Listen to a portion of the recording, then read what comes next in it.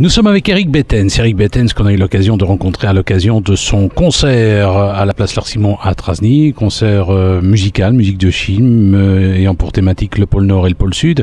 Alors Eric, c'était l'occasion de montrer que finalement le pôle Nord et le pôle Sud, ils vont pas bien. Mais ça ne va pas si bien que ça, parce que effectivement, donc, on parle même plus de réchauffement climatique, on parle de dérèglement climatique. Alors la question n'est plus vraiment de savoir est-ce que c'est de la faute de l'homme, est-ce que c'est un cycle naturel ou pas, parce que ça, ce sont les grands débats politiques qui finalement n'aboutissent pas vraiment à des solutions concrètes. Le constat, c'est que quand on va là-bas, on voit que ça fond, et ça fond très vite.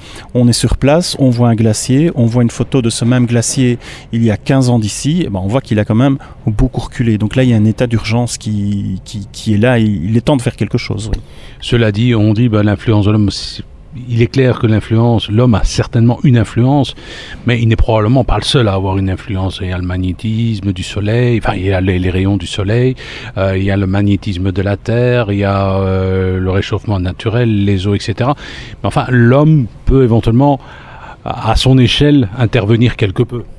Oui, bien sûr. Alors, évidemment, il y a eu des ères de réchauffement et des ères de glaciation depuis l'existence de la planète Terre. Donc ça, c'est un fait. Et l'homme n'était pas là. Et l'homme n'était pas là. Donc l'homme n'est pas l'unique responsable. Ce qu'on peut dire, c'est que simplement depuis la révolution industrielle, c'est que tous ces phénomènes, donc c'est-à-dire la montée en température, la concentration de carbone dans l'atmosphère, tout ça, tout augmente. Et ça, c'est lié vraiment à l'activité de l'homme. Alors peut-être que ce réchauffement climatique sera arrivé peut-être.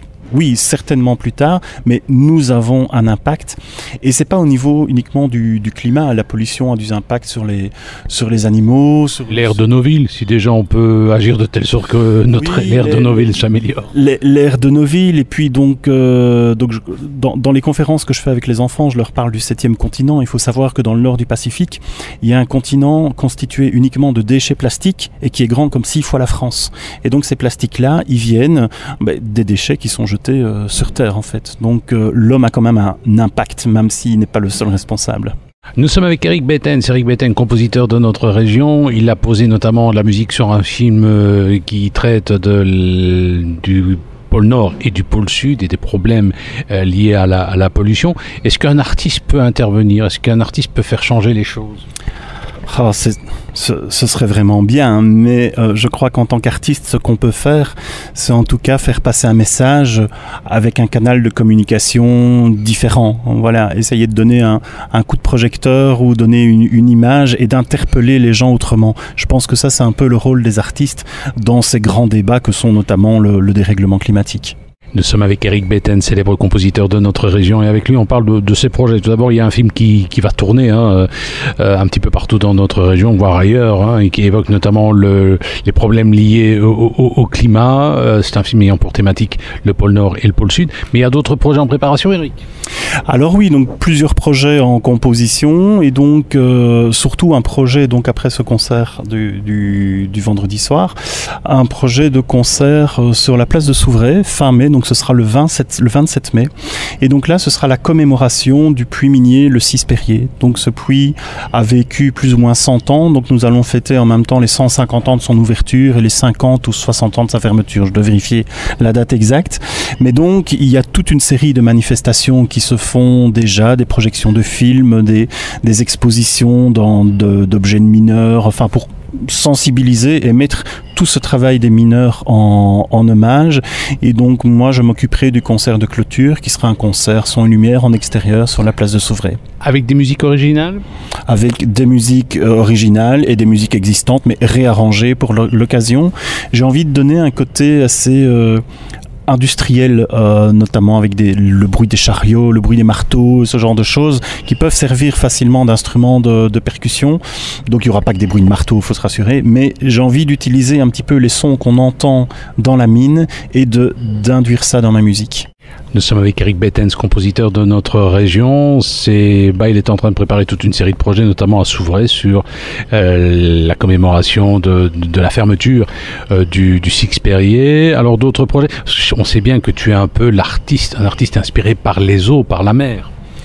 Oui, il faut savoir qu'au départ, donc, je suis tombé dans l'eau, c'est le cas de le dire, un peu par hasard. Donc si j'ai commencé à être inspiré par l'eau, par la mer, tout d'abord j'ai toujours aimé la nature, mais c'est parce que tout tout au début, j'ai fait un concours de composition qui était lié à un festival de plongée sous-marine. Donc c'était le Festival mondial de l'image sous-marine à Antibes, qui était le plus grand festival dédié à l'image sous-marine au niveau mondial. Et donc j'ai eu le premier prix de ce concours de composition. Et donc le fait de retourner sur place m'a amené à rencontrer des réalisateurs, des photographes qui sont des passionnés de la mer. Donc c'est pour ça qu'une grande partie de mon activité cinématographique, je vais dire, est liée à la mer. Mais de plus en plus, ça s'ouvre. J'écris des musiques, on me commande des musiques pour de la musique de chant, pour de la musique contemporaine, pour des spectacles son et lumière. Donc je trouve intéressant justement de pouvoir s'élargir et de ne pas rester dans un seul canal. Eh bien, nous étions avec Eric Bettens. C'est toujours un plaisir de le rencontrer, compositeur de notre région, un artiste à découvrir, notamment il est en train de préparer actuellement un superbe spectacle sur Souvray à l'occasion de la commémoration de la fermeture du Six Perrier. Alors cela dit, il y a une belle petite salle à Trasny, qui est la salle de la place L'Arc-Simon. C'est vrai que c'est une petite perle d'art déco. Hein. On est content quand même qu'il va y avoir 200 000 € de travaux pour essayer de l'améliorer un petit peu, Eric. Oui, tout à fait. Et alors, une autre de mes passions, c'est l'architecture. J'aime beaucoup les bâtiments, j'aime beaucoup l'architecture. Et c'est vrai que cette salle a été laissée un petit peu à l'abandon pendant des années. Et le fait d'apprendre cette nouvelle, qu'elle va pouvoir, de 1, être rénovée et avoir une nouvelle vie, et de 2, avoir des possibilités d'une vraie salle de spectacle dans l'entité courcelloise, ça ne peut être que bénéfique. Alors parce qu'en plus de ça, c'est une belle salle de type art déco, hein. Il y a aussi des gradins et tout.